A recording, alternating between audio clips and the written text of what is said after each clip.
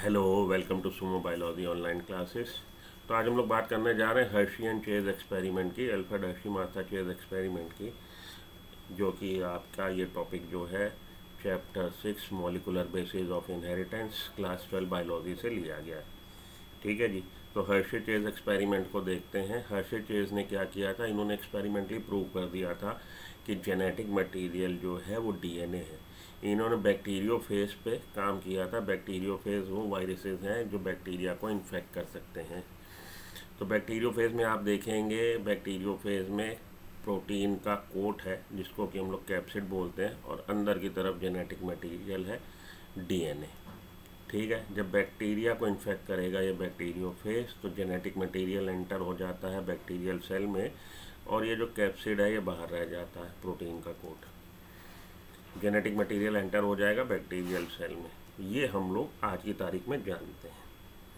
अब इसके ये जो इन्होंने एक्सपेरिमेंट किया था उसके 3 स्टेप हैं जो आपकी बुक में डायग्राम में लिखे हैं, लेकिन लैंग्वेज में नहीं लिखे, तो आप लोग मिस कर सकते हो। याद रखिएगा, क्वेश्चन जब भी आ सकता है तो इस तरह से भी आ सकता है कि हर्शी एंड चेज के एक्सपेरिमेंट में जो 3 स्टेप थे उनके करेक्ट सीक्वेंस बताइए। तो सबसे पहला इन्फेक्शन, ब्लेंडिंग, सेंट्रीफ्यूगेशन, ये इसको आप हाईलाइट कर लीजिए, आप ही की बुक का डायग्राम है तो दिमाग में बिठा लीजिएगा। सबसे पहले इन्फेक्शन हुआ, इन्फेक्शन के बाद ब्लेंडिंग हुई, ब्लेंडिंग के बाद सेंट्रीफ्यूगेशन कराया गया है।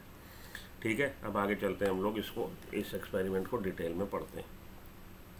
Alfred Hershey Martha chase worked on bacteriophage. Bacteriophage पे इन्होंने काम किया। बैक्टीरियोफेज वो वायरसेस हैं जो बैक्टीरिया को इन्फेक्ट कर सकते हैं। When a bacteriophage T2 infects a bacterium, जब ये बैक्टीरिया को इन्फेक्ट करता है बैक्टीरियल सेल को, bacteriophage, the viral DNA genetic material, viral genetic material gets attached with the bacterial genetic material, and the bacteria then treats the viral genetic material as its own to synthesize more viral particle।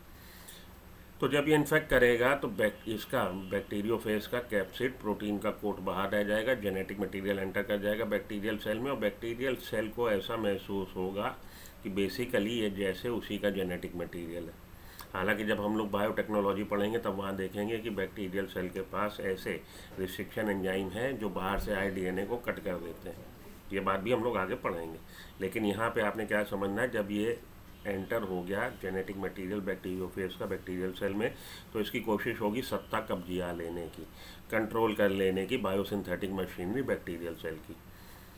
कोई बाहर से घुस आया आपके घर में तो आपके घर पे काबिज होना चाहेगा। वही चीज़ है, बाहर से जेनेटिक मटेरियल वायरस का आया, वो कोशिश करेगा कि इसको टेक ओवर कर ले यहाँ के जितनी भी मशीनरी है।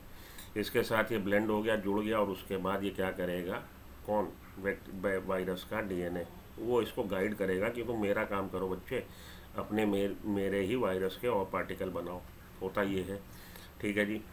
The viral genetic material gets attached with the bacterial genetic material, and the bacteria then treats the viral genetic material as its own to synthesize more viral particle। Okay, चलिए आगे चलें। Hershey and Chase worked to discover whether it was a protein to or DNA that entered the bacteria from virus। तो अभी तक ये नहीं पता था कि बेसिकली वो जेनेटिक मटेरियल क्या है जो एंटर हो रहा है बैक्टीरियल सेल में, कि वो प्रोटीन है कि डीएनए है। They labelled some phages with radioactive sulphur S35। ये याद रखिएगा, रेडियो एक्टिव सल्फर का आपसे पूछा जा सकता है कि रेडियो एक्टिव सल्फर की क्या वैरायटी है, तो S35 रेडियो एक्टिव सल्फ़र को इन्होंने यूज़ किया, सल्फ़र पे ग्रो कराया बैक्टीरियोफेज को। तो सल्फ़र आप जानते हैं 2 अमीनो एसिड्स का कॉन्स्टिट्यूएंट है, किसका, मिथियोनिन और सिस्टीन। तो ये एंटर हो जाएगा अमीनो एसिड में, और अमीनो एसिड बनाते हैं प्रोटीन, तो बेसिकली प्रोटीन में रेडियो एक्टिविटी आ जाएगी। And others with radio active phosphorus. तो कुछ बैक्टीरिया को इन्होंने ग्रो कराया था सल्फ़र 35 पे, और कुछ को फास्फोरस 32 पे। ये भी रेडियो एक्टिव सब्सटेंस है फास्फोरस 32। फास्फोरस क्या है, फास्फोरस आपका डीएनए का कॉन्स्टिट्यूएंट है, तो डीएनए में जेनेटिक मटीरियल, डीएनए में आ जाएगा क्या चीज़, रेडियो एक्टिविटी आ जाएगी। This radioactive phages were used to infect E coli cell. E coli was then blended and agitated and centrifuge to remove virus particle. ठीक है जी। अब इन इस तरह के जो आपने बैक्टीरिया को ग्रो करा लिया, कुछ बैक्टीरिया को सल्फ़र 35 पे, रेडियो एक्टिव सल्फ़र पे, उसमें रेडियो एक्टिविटी आ गई प्रोटीन में, और कुछ बैक्टीरिया को रेडियो एक्टिव फास्फोरस पे P32 पे, उसमें रेडियो एक्टिविटी आ जाएगी डीएनए में। तो 2 तरह के आपके पास बैक्टीरियोफेज सेल्स हैं। दो तरह के आपके पास बैक्टीरियोफेजेस हैं, सेल्स ना बोलूँ मैं, बैक्टीरियोफेजेस हैं। एक जो आपको रेडियो एक्टिव सल्फर पे ग्रो कराया, उसमें रेडियो एक्टिविटी है प्रोटीन में, और कुछ ऐसे जिनको आपने रेडियो एक्टिव फास्फोरस पे ग्रो कराया है तो वो उनमें रेडियो एक्टिविटी है किसमें, डीएनए में। अब आपने मौका दिया इन दोनों ही तरह के किस्मों के बैक्टीरियोफेज को कि बैक्टीरियल सेल को इन्फेक्ट करिए, ठीक है। उसके बाद आपने पहला स्टेप है क्या जी, इन्फेक्शन करवाया, फिर ब्लेंडिंग करवाई और फिर सेंट्रीफ्यूगेशन करवा दिया। आइए देख लीजिए क्या करवाया गया है। ये देखिए ये वाले स्टेप, सबसे पहले इन्फेक्शन का आपने उसको अपॉर्चुनिटी दे दी, उन्होंने इन्फेक्शन कर दिया, फिर ब्लेंडिंग करवाई और फिर सेंट्रीफ्यूगेशन करवा दिया, ब्लेंडिंग एंड एजिटेशन, ठीक। तो जब इन्फेक्शन हो गया, ये कोट बाहर रह गया है प्रोटीन का, अंदर चला गया जेनेटिक मटेरियल, और उसके बाद आपने ब्लेंडिंग एजिटेशन करवाया और फिर सेंट्रीफ्यूगेशन करवाया, तो क्या होगा, आपको क्या देखने को मिलेगा, आपको देखने को मिलेगा the heavier bacteria settle down in the form of pellet bacterial cell. Centrifugation जब कराएंगे तो in the form of pellet नीचे की तरफ सेटल डाउन हो जाएगी। The supernatant contents lighter viral coat, ये जो वायरल के प्रोटीन के कोट थे हल्के होने के कारण सुपरनेटेंट ऊपर ऊपर रह जाएंगे, which do not enter the bacterial cell, क्योंकि ये प्रोटीन है और प्रोटीन एंटर बैक्टीरियल सेल में नहीं हुई है।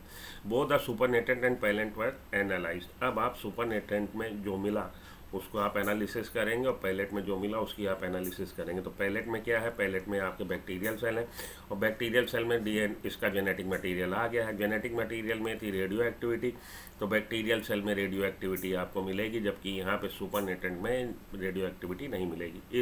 It was found that phase with label protein did not make the bacteria labelled. अब आप देखेंगे कि वो बैक्टीरियोफेज जिसमें आपने जिन बैक्टीरियोफेज को लेबल्ड किया था, मतलब जिनको लेबल्ड आपने किया था रेडियो एक्टिव सल्फर से, उसमें रेडियो एक्टिविटी सुपरनेटेंट में मिलेगी, क्योंकि बैक्टीरिया जो वायरल के कोट हैं ये ऊपर रह गए और ये प्रोटीन के हैं।